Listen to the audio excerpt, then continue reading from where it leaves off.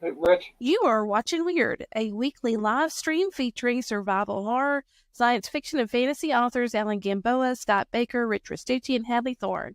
They get together to discuss, debate, and dissect the latest new movie releases, personal recommendations, and their week-by-week after viewing responses to a current streaming series. Like, follow, and subscribe to Wyrd Realities on all our social media at Linktree. That's linktr.ee/Wyrd Realities, and that's Wyrd with the Y. Be sure to check out our webpage and subscribe to our monthly newsletter where we highlight our partners, followers, Wyrd kids, talk latest books releases, and more. That's at www.wyrdrealities.net.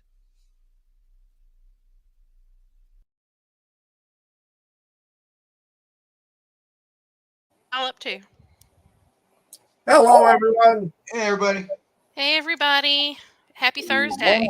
Yes. Happy Thursday. So, as a child of the 80s, I've got to admit that this is the golden era of cinema for me, especially action films where the focus on crazy stunts, gritty one-liners, and exciting special effects that were just over the top just made it. Throw in the full-on camp, the bloody, sweaty men in muscle shirts, and just the all-around badassery. I'm super excited about tonight. And I just kind of wanted to ask y'all before we got started, who are some of your favorite action movie villains? Ooh. Villains. Yeah, villains. Wesley Snipes. Demolition Man. Oh, yeah. It was great. It Yeah. was great. Yeah. Of course, Hans Gruber. I mean, Yeah. he's probably the top one of the 80s. The guy from Commando. I think Wells. I think he was the one that played in Mad Max. Yeah. The one that went against Schwarzenegger at the end. He was in Inner Space, too. Was he? Yeah, he was. Sorry. Excuse me. He was the bad guy in Inner Space.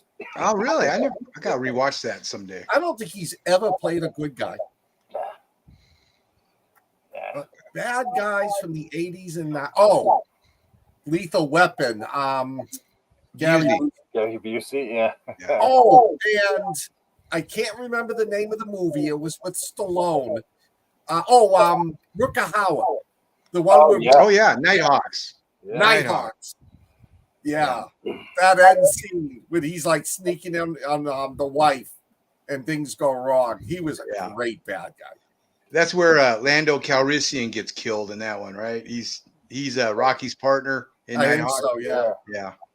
Yeah, Billy Rutger D. Hauer was the hitcher. Oh, yeah. Oh, yeah. Bad guy, yeah. Okay, so I'm going to kind of throw y'all for a loop here. And I'm going to put in my favorite would be, God, what was that guy's name? Brad Wesley from Roadhouse. Oh, the Throat Ripper? Yeah. Oh. Who was that? Who was that? Anybody or no? He was in a lot of stuff. Oh, I'm talking about the old guy that was like driving in his like Mustang going down the road. Oh, yeah. That guy. Yeah. Oh, man, that's like the epitome of like what I think a bad guy should be like.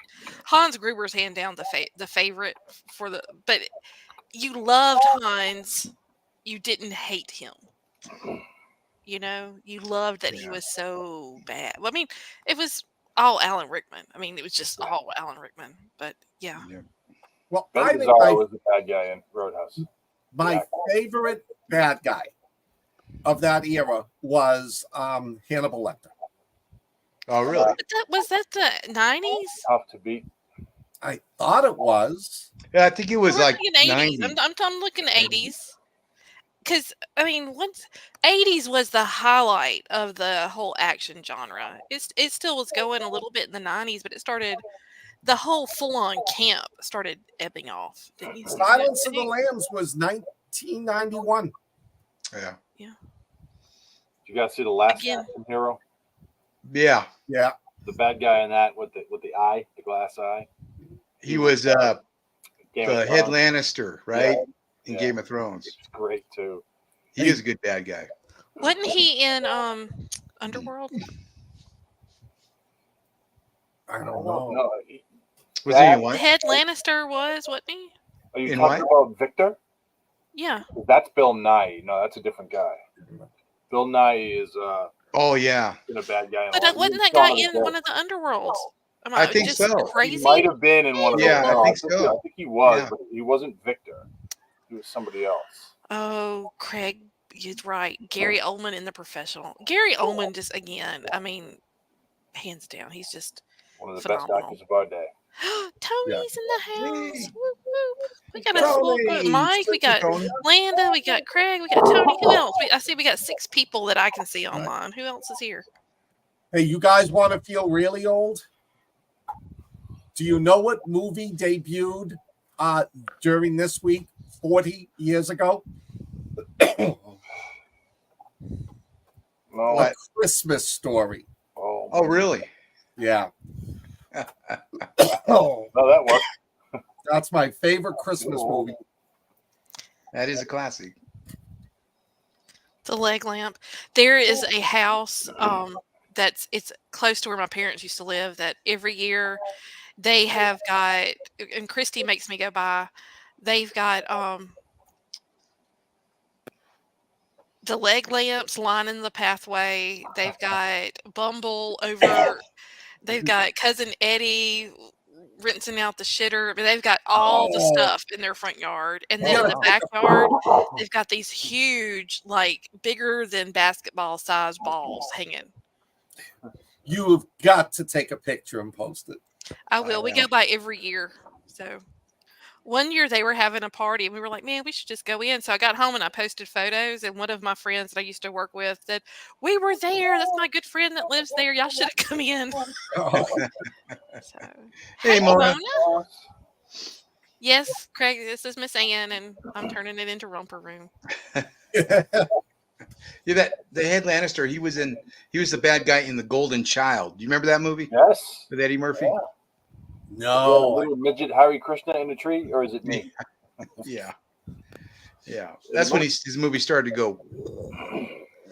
Yeah, I tried to watch his new Christmas movie and couldn't do it. I've heard mixed on that. I just couldn't do it. I just couldn't. Which movie? It's Eddie Murphy's new Christmas movie. Never heard of it. Yeah, it's on Amazon. Oh, speaking of Amazon, good movie. It's not the best Amazon's made, but it's fun to watch. It's on Shudder for free on Amazon. It's A Wonderful Knife. Oh, I haven't seen that yet. I watched a movie last night I was kind of excited to see called Shrapnel. It's a new release with Jason Patrick, and man, it was such a disappointment. It was. Oh, We got halfway through it. I watched it twice because I thought I must have missed something, but I didn't. They just left a big hole. Unless, I mean, I could have missed it twice, but you know but you didn't watch it all, so I'm not even gonna tell you. Well, you can tell me because I'm not going to watch it. It bored us. We started Oh, well, it bored him really better bad. than the movie. Yeah. boredom enough. I'm not the one freezing. Well, I will say that it got better once they got to Mexico. Okay. But there was I'm just going to ruin it for you because you're not going to watch it again. Yeah. He goes to Mexico, but somehow ends up with his friend that apparently was like in the Marines with him or something. Mm-hmm. And there was like this whole conversation that supposedly took place. I missed it twice. I rewatched the movie and missed it twice. So he refers to the conversation, and I'm like, what conversation? Did I miss something? Because I wanted to see, because it was a leading thing. But that guy was the best part about the movie. Was the friend that, Oh yeah. Okay. Well, I don't know. Maybe I'll check it out. Check it out just so we can talk about it. Okay. Because I'm not going to recommend anybody else watch it and waste the time, but you should watch it because it did get better. Okay. Just to get your 30 minutes back. Will do. I got to give a shout out to Quentin. Hey, Quentin. How you doing, Quentin? Just had to give him a shout out tonight. Hey, give him a shout out. Everybody give Quentin a shout out. Hey, Quentin. Merry Christmas. Happy birthday to Tina. Oh. Happy birthday, Tina. Yeah, happy How old is she? birthday. 29 and holding? 29 and holding. Yeah. Yeah. Pretty soon, I'm gonna have to buy blue pills to keep up. I bet. Get too old. Well, you know, that's the thing that is not fair is that women just get better at that. Uh, that's it. All right, kids. So who wants to go first? Well, should we do it by year? Sure. Who's the earliest? Who's got the oldest one? I don't know. Mine was 88. Mine was 94, I think. Mine was 97. So. I thought we were doing 80s action films, Alan. Well, they all have 80s action heroes in them. Yeah. Oh, so okay, that's your loophole there. Yeah. Well, I guess maybe when was Predator?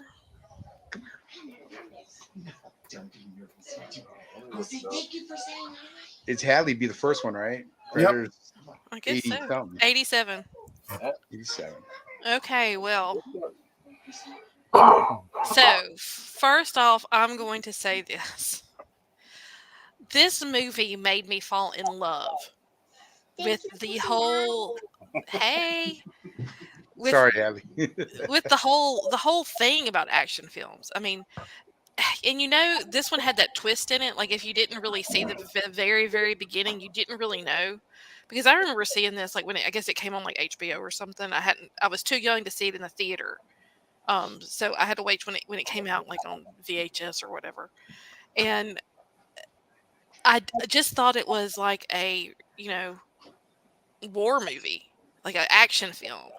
And then all of a sudden it becomes this suspenseful monster in the jungle, something's trying to get us movie.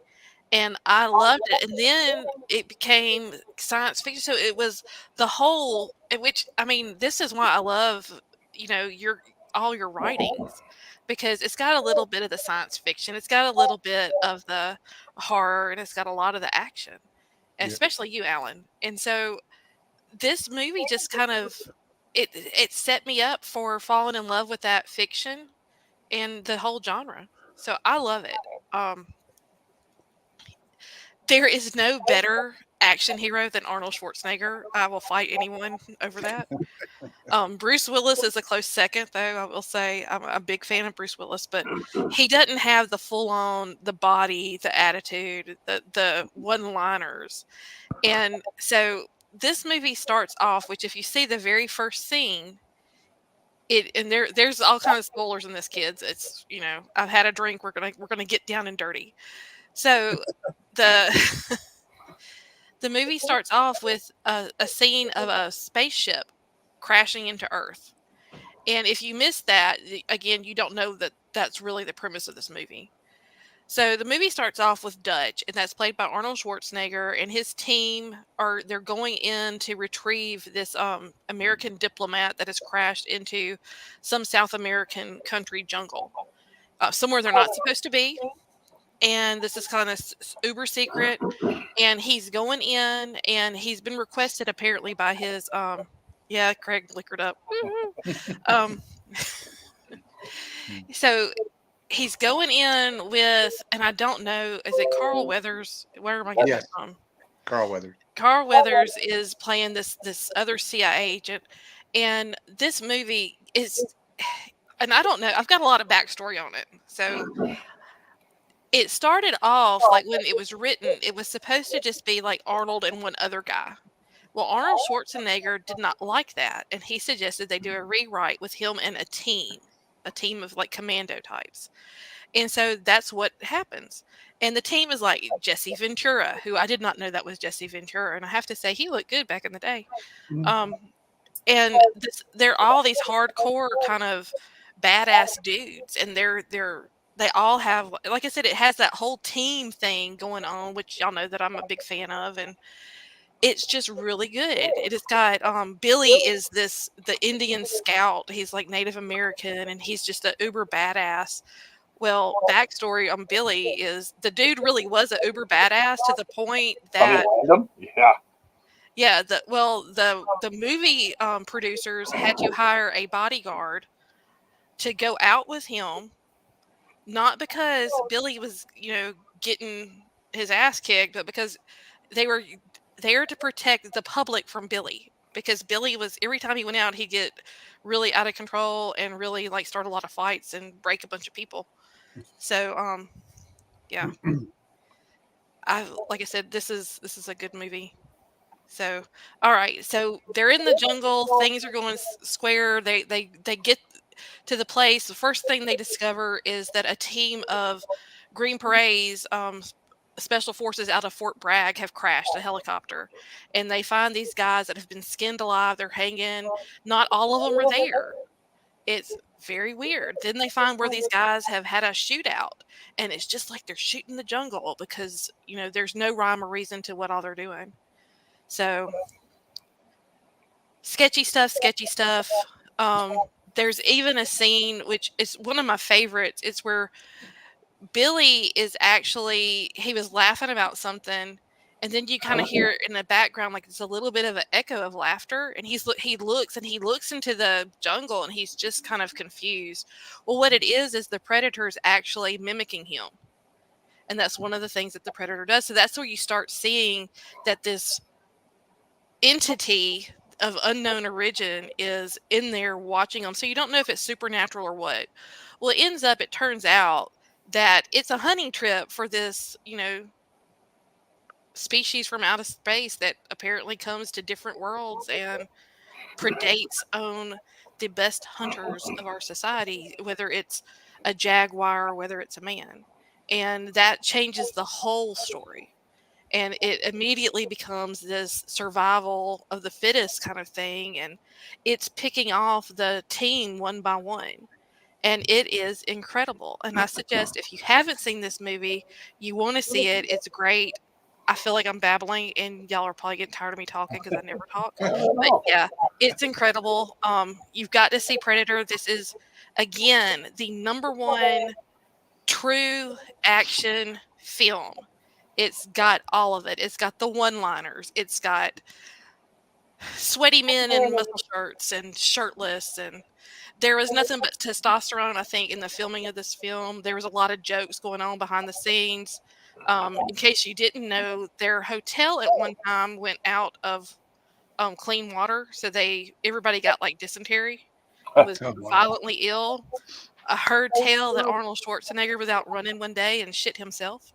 The only person who did not get sick was like the director of the film, and he was only eating food out of a can and bottled water while he was there. They said he lost 25 pounds, but he was the only person on set who didn't get sick.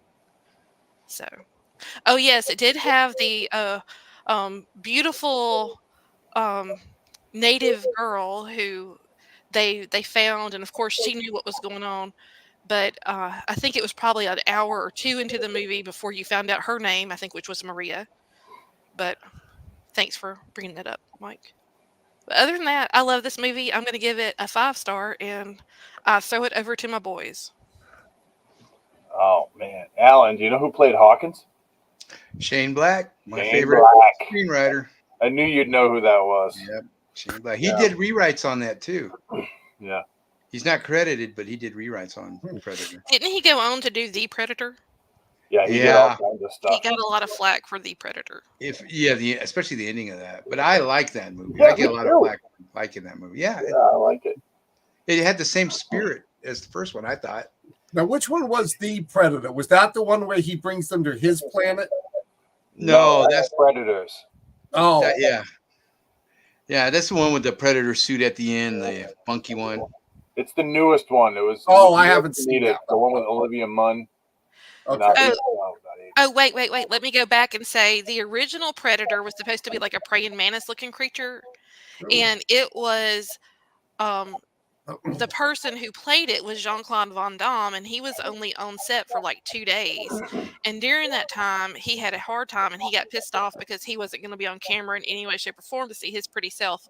And so he quit, at which time they brought the new guy in who was like, 7'5"? I mean, he was a big, tall dude. Big, tall basketball player, yeah.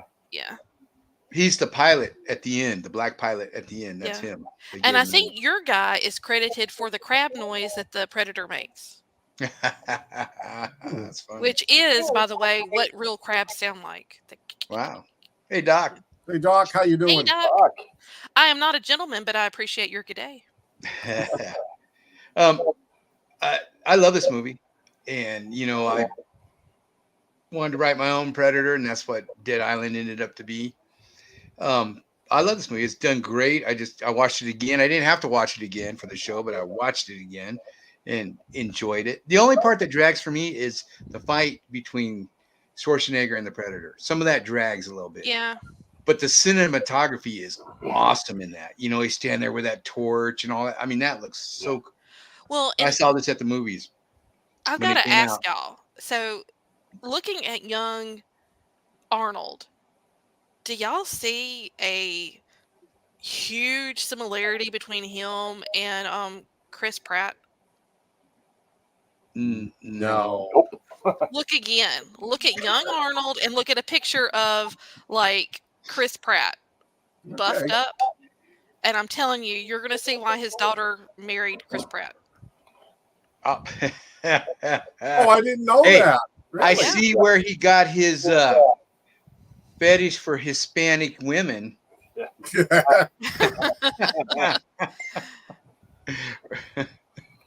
Yeah. It's a great movie. I'd give it a 4.5.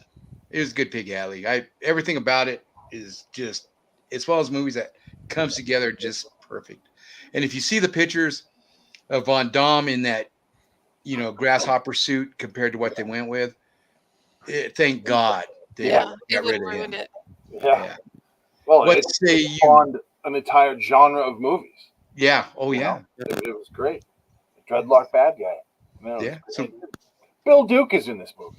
oh, yeah. I'm a big fan of Bill Duke. I love Bill Duke.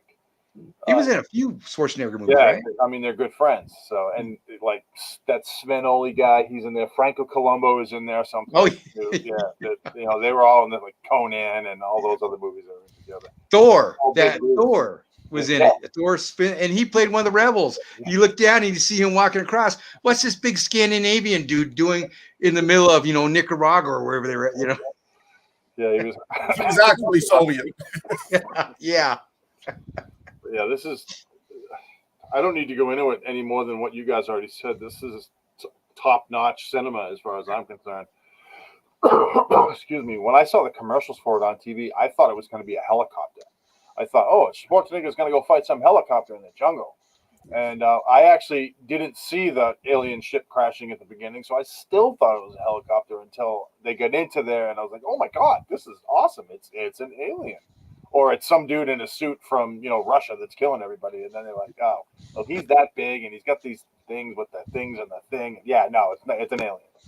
So I love that movie. I'm going to give that movie a straight-up 5. I loved it for the main reason that the alien was not just there to kill. He was hunting. And he only hunted people with weapons. He let the little Hispanic girl go because she didn't carry a weapon. I thought it was a very unique twist.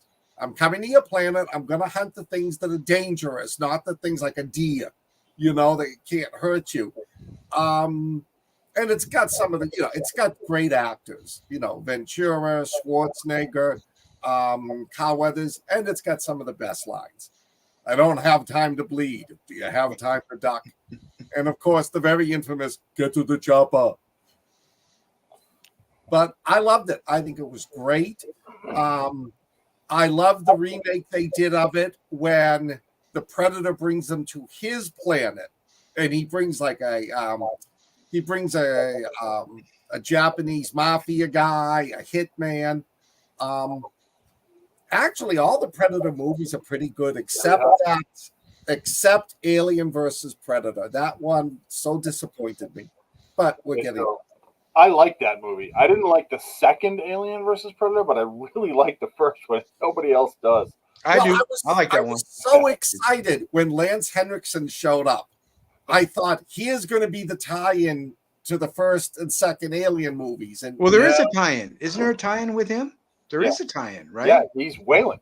He's Wayland. Yeah, but then they killed him off so soon.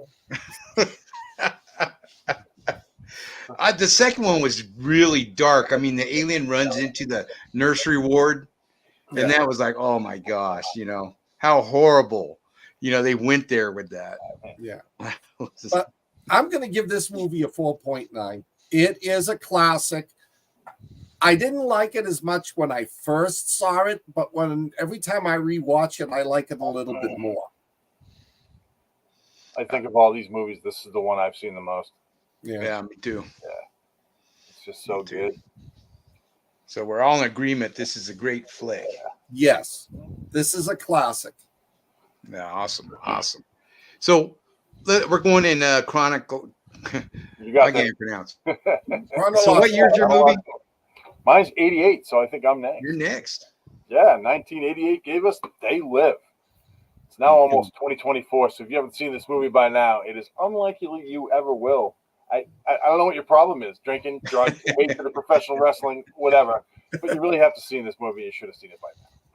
So starring Roddy Piper and Keith David, the film's about about trans-dimensional alien beings who are trying to add Earth to their business conglomerate. The film bears a striking resemblance to what is actually going on in the world today with an attempt to eliminate the middle class so there's only wealthy and everybody else. The difference is that instead of the reptilian overlords that we have today, the elite in this film are bug-eyed weirdos who are very much in control of everything. It seems a signal is being broadcast that blocks our vision of the beings, along with subliminal messages in everything we read or see, especially television. Enter Roddy Piper, ripped former WWF. This was before the World Wildlife Federation put up their stink and the WWF became the WWE. Ripped former World Wrestling Federation kilt-wearing bad guy is down on his luck and he needs a job. He hooks up with a construction crew and meets Frank, played by one of my absolute favorite actors, Keith David, who's also in The Thing. Frank brings him to a shanty town from across from a church, and Roddy Piper, whose name is George in the movie, immediately sees that something is off. Eventually, police show up and start killing everyone and destroying the shanty town, and George flees to the church, where he earlier saw some weird stuff. Excuse me, and finds himself a box of sunglasses. I know, weird, right? The sunglasses actually disrupt the chameleon signal, and he can not only see the subliminal stuff everywhere, he can see the beings who are hiding in plain sight as humans. Piper loses his shit in a grocery store, and the aliens move in on him. He flees the store, gets cornered by two alien cops who try to get him to join with the aliens, and he kills them both, grabbing their gear, especially a very large shotgun. Running from the cops, he ducks into a building, which unfortunately is a bank. He uses the shotgun to dispatch a bunch of aliens, and then shit gets real. He escapes. He takes Meg Foster as a hostage, but she eventually smacks him in the head with a champagne bottle. He falls through a window and rolls down a hill. George escapes to the authorities, with the authorities hunting him, only to hook back up with Frank at the construction site, but Frank wants nothing to do with him. Frank, feeling bad for George, tries to give George money, and George wants Frank to try on the glasses. Frank says no, and then the single best part of this film transpires. Chuck Norris, Jean-Claude Van Damme, Steven Seagal, amateurs. Roddy and Keith have a 10-minute knockdown, drag-out fight that is, as far as I'm concerned, the single best in cinema history, all to put on a pair of glasses. The rest of the film is about how two guys defeat the aliens, but really what you want to do is rewind and watch that fight scene a couple times. This is a John Carpenter film, so it has that 1980s John Carpenter music along with some, weird Carpenter ideas. As I mentioned before, the film is eerily similar to the perception of wealth in the world right now. Carpenter's a genius, and he was onto this decades before the youth of today decided to step in and tell us how things are. So the cameos and small parts with a bunch of 80s actors whose names you don't know, but you would point at the screen and say, oh, yeah, I remember that guy.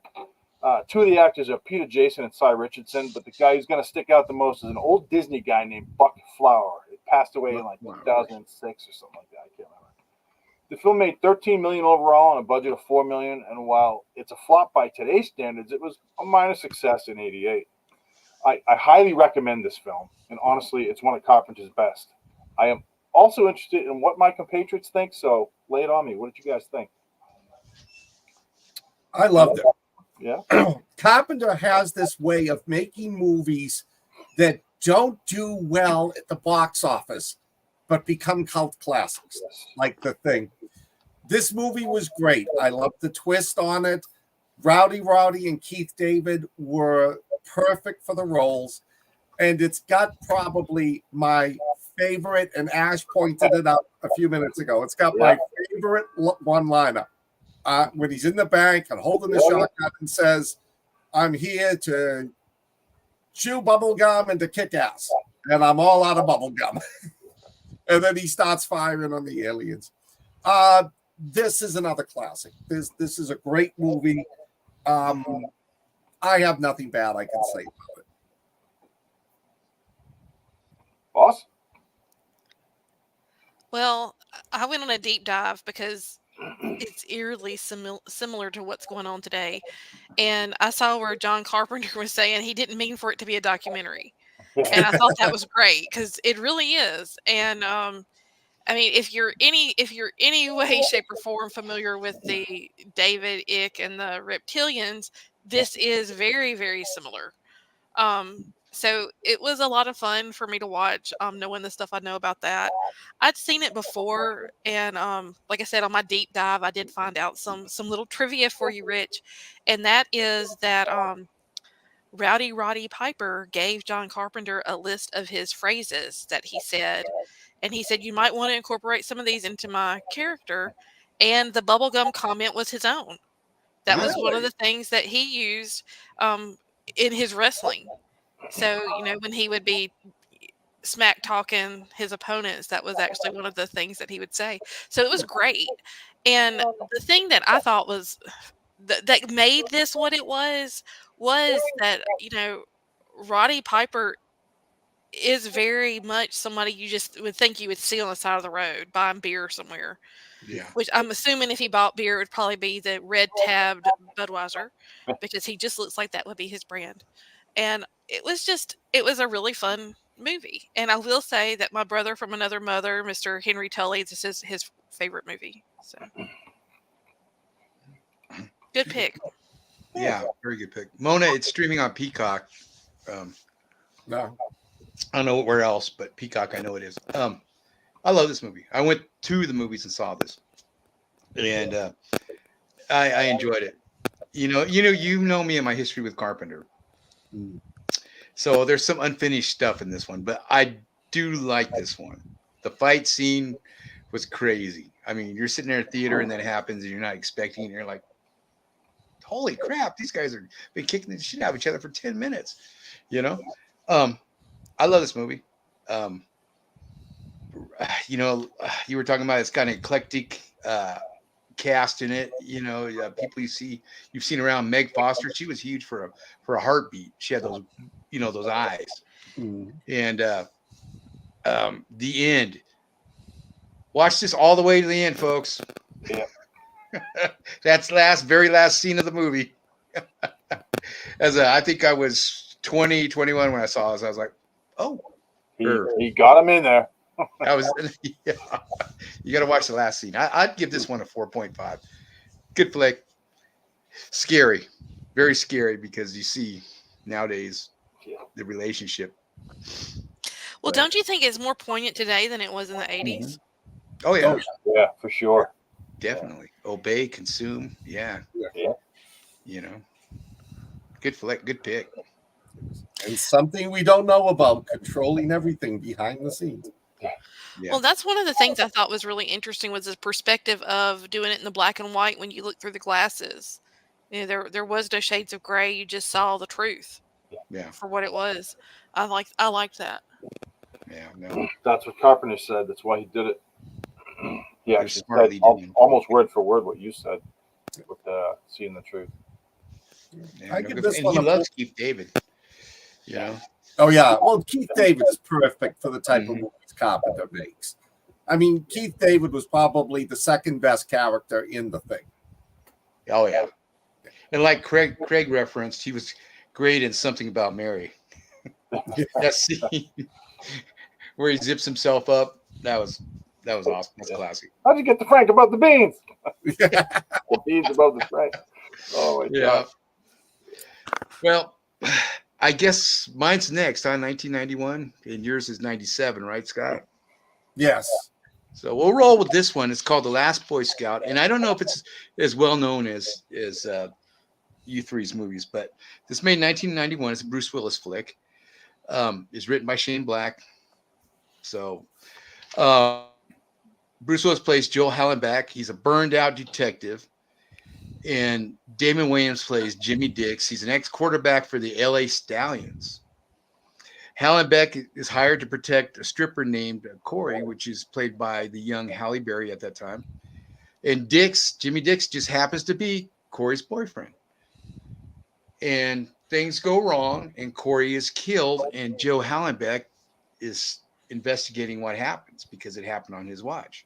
And he joins reluctantly with Damon Wayans, and they're trying to figure out what happened, and it falls into politics and sports entertainment and bringing a bigger team to LA and all this stuff. And along with the 90s, it's got more of a 90s noir feel than it does a 90s.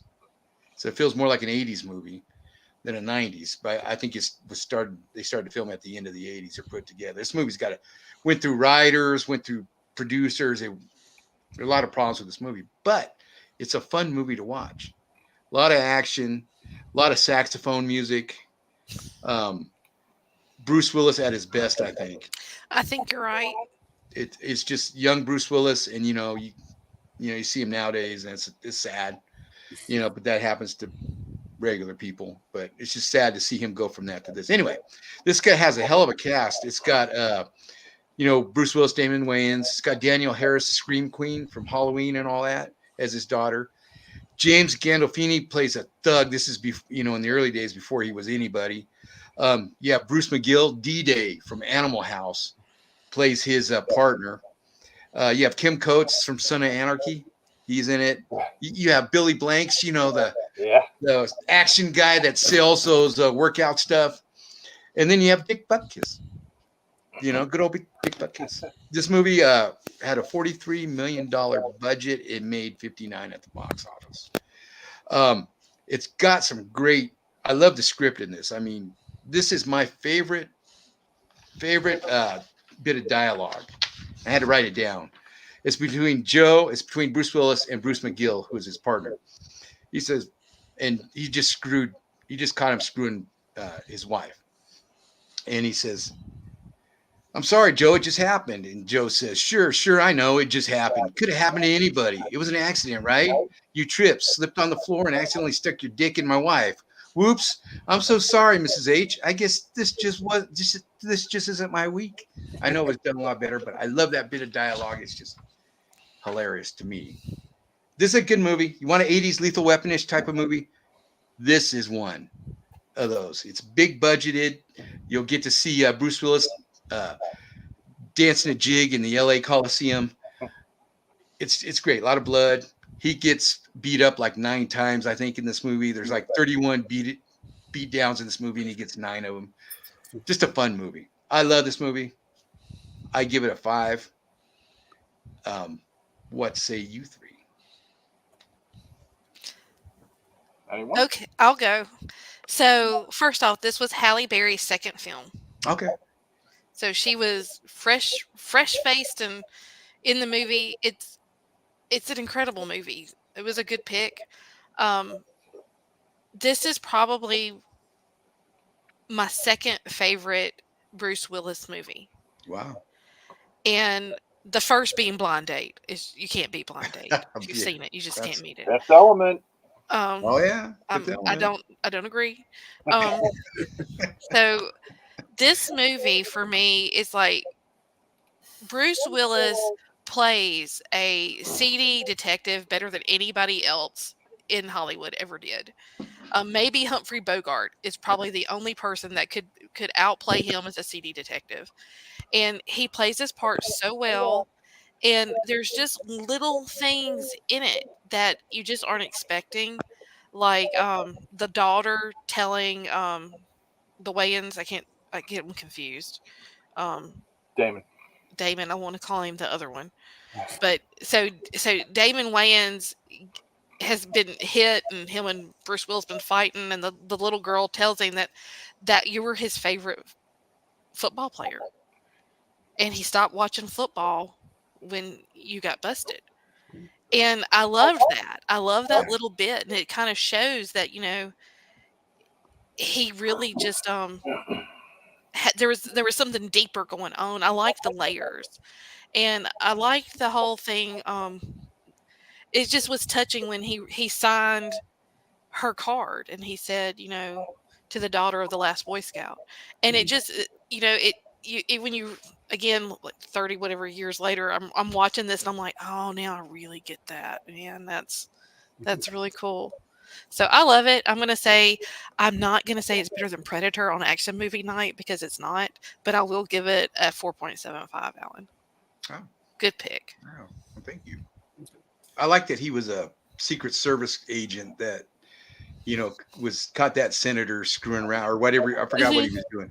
And he didn't he hit him or something? Yeah, he was beating up that girl. The whole Yeah. Probably a hooker. But Yeah. So he wasn't a total, loser. They made him out to be. I like that. They went back and showed that, Well, he got screwed over by the system Yeah. because the elites in Washington screw you over. I'm sorry. But I mean, he did have that whole kind of gin-soaked Yeah. private eye. Yeah. I mean, that's what I like. I like that Bruce Willis can play that. And one of the things that I love about Bruce Willis is that in a world full of action stars, he's still I'm going to say a fucking action star, but he has that sweet voice. That real, it's not really passive, but it's just not an angry, testosterone driven voice. And I love that about him as an actor I love the tone of his voice. So I'm going to say something that might go over poorly. Go ahead. First of all, no, I love this movie. Yeah. But Joe Hallenbeck and John McClane are exactly the same guy. They're literally the same guy. The acting is the same. The quips are the same. The timing is the same. Everything is the same. That said, this was a fresh take on John McClane. I love this movie. I'll give you the 5 right now. It was that good. It had everything that the 80s action movies had, from, like you said, Alan, the saxophone music was all there. I think it was actually the same music in a few of those movies. It was. I miss the saxophone music. That was when Michael Bolton and Kenny G were big. Yeah. So I mean, you can have that. I'll let you have that, Alan. I'm not. That's not my jam. That's not my jam. I'll be watching a movie and like, where's the saxophone? Anyway, I'm sorry. Go ahead. So I think this is top 5 Bruce Willis movies and probably top 10 action movies from the 80s. Wow. Only it's in the 90s, but okay. Yeah. Well, we'll give it a double decade. You're right. It's the 90s, but still, it was an 80s movie made in the 90s. Yeah. There we go. But yeah, that's, like I said, I'll definitely give that a 5. If you haven't seen this film, you got to see the film. There's some really cool acting in it. Yeah. And Marlon Wayans, or Damon Wayans, actually does really well. He plays excellent as his character. And honestly, they set it up for a second film, and they screwed the pooch on that because there was never a second film. They would have made a ton of money. Too many hands in this movie and stuff, where the original script was really dark, was a little darker than this, and they want him to cut it down. Just a lot of politics. I was reading on this, a lot of politics, a lot of cocaine, stuff like that. So, yeah, it didn't go the way. Bruce Willis had his hand in it a little bit too. So, you never want your star to really have a hand in stuff. And Doc Fried, Die Hard was a better movie. But this is a kind of a different movie, a different take. I love Die Hard, but I'm not going to compare it. I'm not going to compare it to Die Hard. I see Yeah. similarities. They're different films completely, but it's the same character. No, I get, Maybe that's just Bruce Willis, and maybe he can't act that good. Maybe we just like him. No, he can act very well. He can, when he wants to act, you could see the progression of his dementia in those B movies he put out. Because I mean, the acting was just, not, and sometimes though you see that spark, that Bruce Willis brilliance, Yeah. I'm sure that's why he couldn't get another good film, was because he simply couldn't do it anymore. And that it's a shame because he was such a great actor, and he's a bit of a philanthropist too. He's supposed to be a good guy. So, well, what's it you, Scott? This was the only movie of the 4 I had never seen before. Oh, okay. and I really enjoyed it. I thought it was good. Yeah, I got to agree with. I got to agree about him being like a film noir bad guy.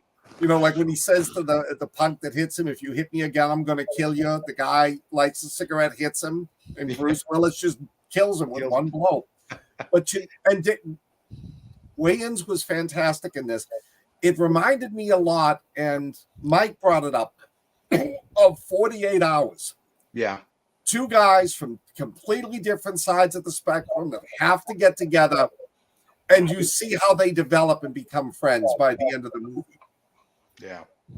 What something funny, Scott, to that is Damon Wayans played Murtaugh in the Lethal Weapon TV series.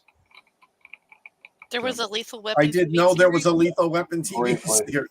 I think it went 3 seasons. Wow. It wasn't bad. It wasn't bad. It wasn't great, Yeah. but it was okay, But it was a good movie. It was fun. Not my favorite. I don't think I'd watch it again. But for what it was, an 80s action flick, it was perfect. So I'll give it a 4.25. Cool.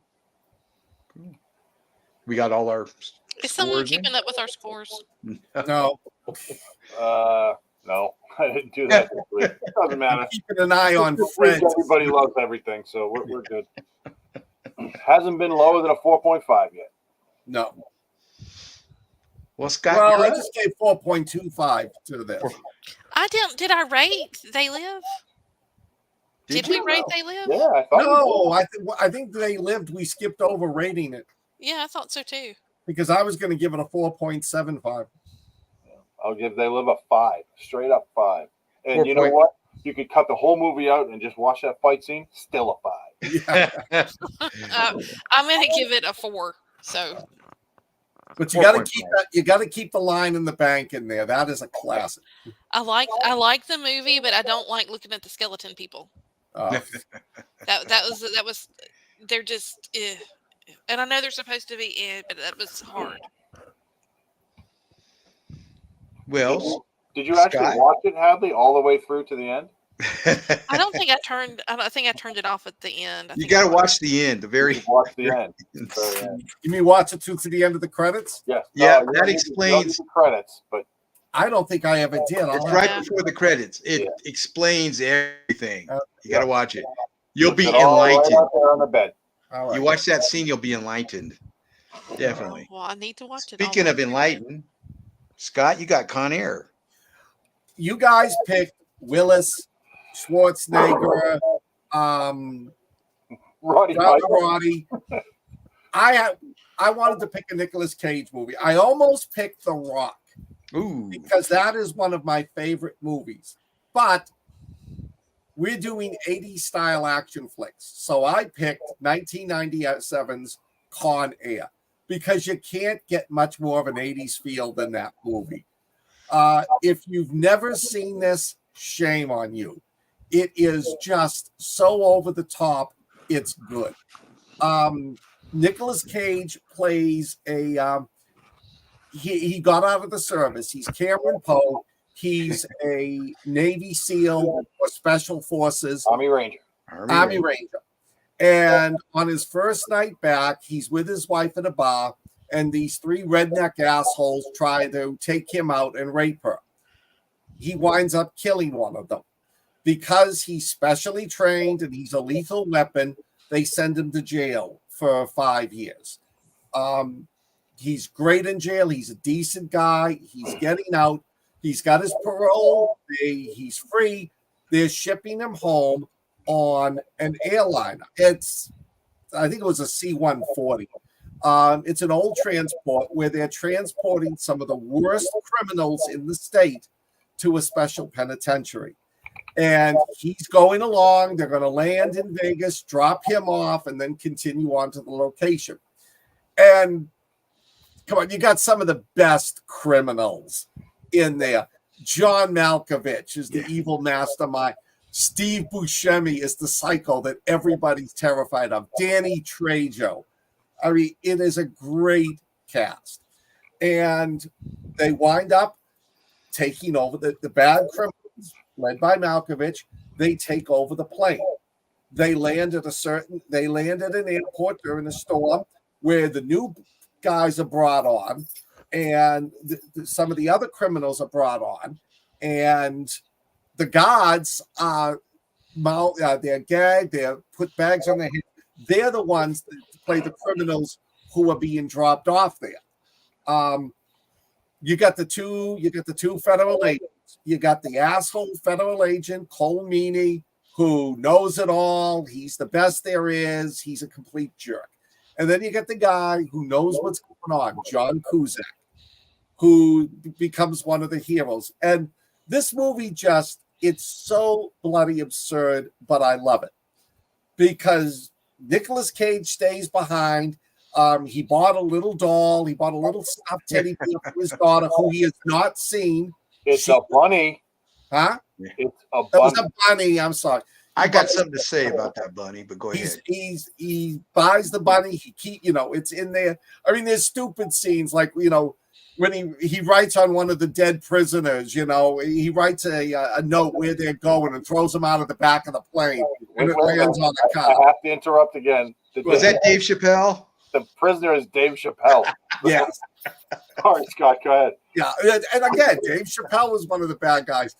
And it eventually gets to the point. That's what happened to his career. It eventually gets to the point. There is this.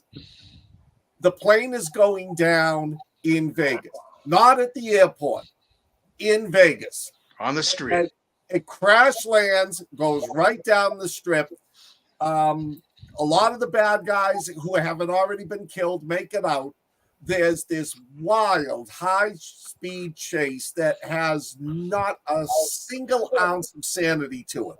It's pure, over-the-top action-adventure. And the bad guys wind up getting killed. John Cusack and Nicolas Cage are the heroes.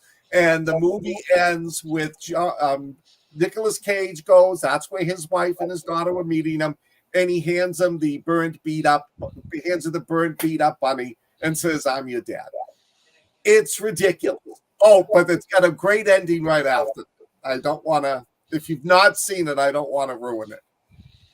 I love it. It is stupid. There is nothing about it that's plausible. And yet it's still a fun movie. I've watched it several times and I never get bored with it. So what do you guys think? I'll go. One of my favorite Nicolas Cage movies. Excuse me. I absolutely love this film. It's got so much to it, and the best parts of it are the bad guys. I think the absolute something that really gets overlooked in this movie is how absolutely, utterly terrifying it would be to see your little girl with a psychopath like Steve Buscemi, who he just went and he murdered 37 people, but he like tortured them to death and cut them in little pieces. And he was talking about wearing their skin as he drove and stuff like that. And then he gets out of the plane and he walks into the desert, and there's this house there, and there's a little girl sitting in an empty pool playing with her dolls. And Steve Buscemi just sits down and plays with her. And he's just making that creepy Steve Buscemi face the whole time. She's talking to him. She's like, "Do you want to sing?" And it was messed up. It was really crazy.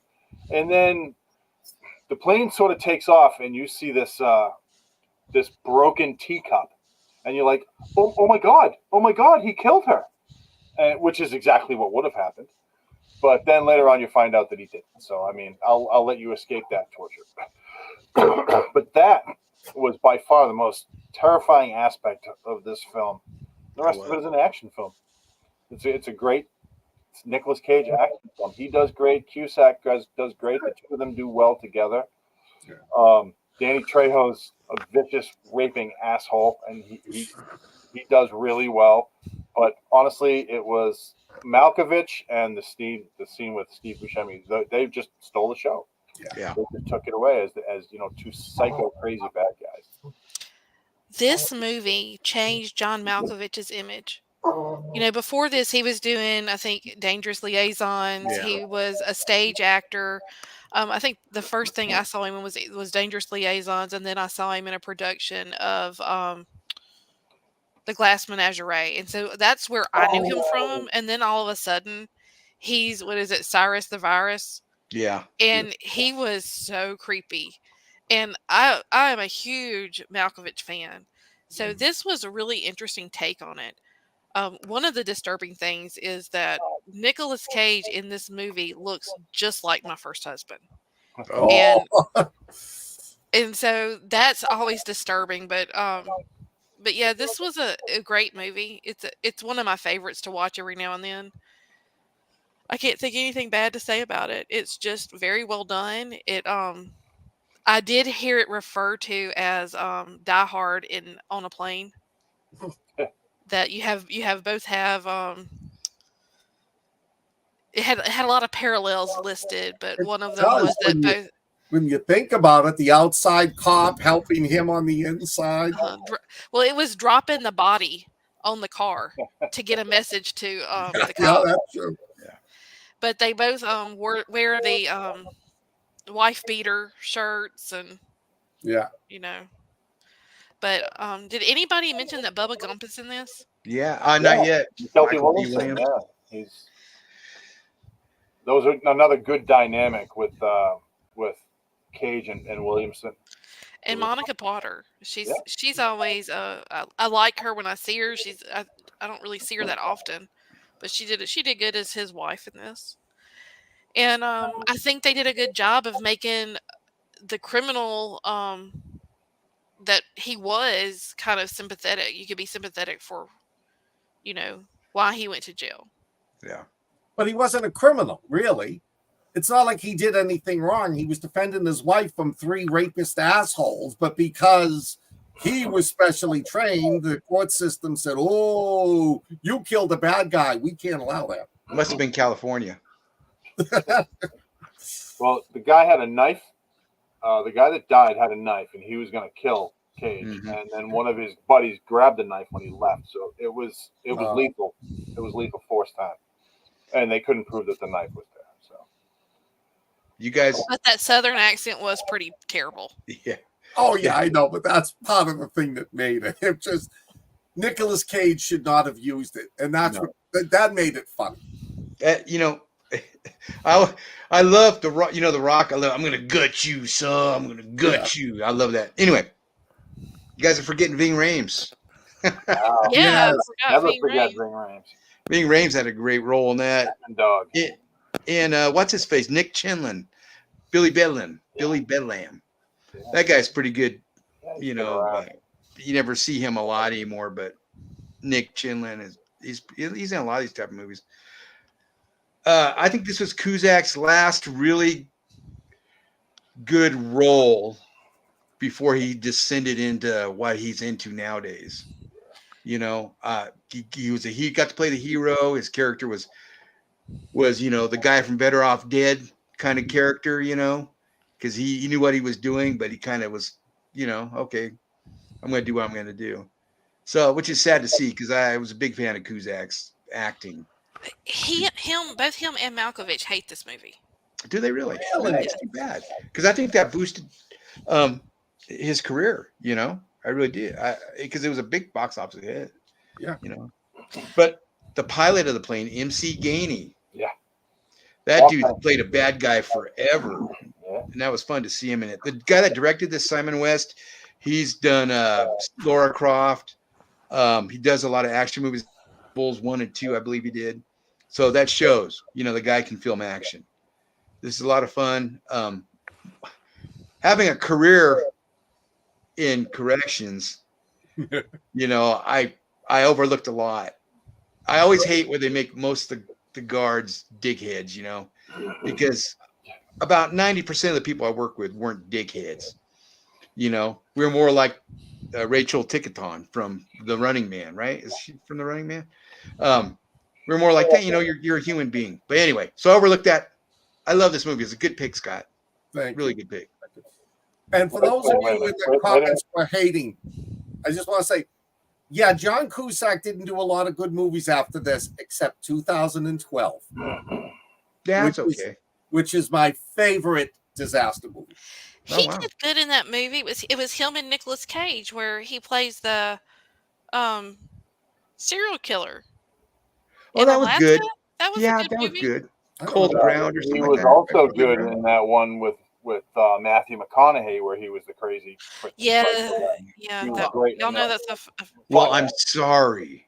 But Yeah. I Alan, feel it back. we need to circle back to you, and you need to talk about the bunny, because I know you Oh. want to talk about the bunny. I just hate in movies where these guys that aren't around their kid dads, they buy the kid a big stuffed animal. The kid's 20 years old.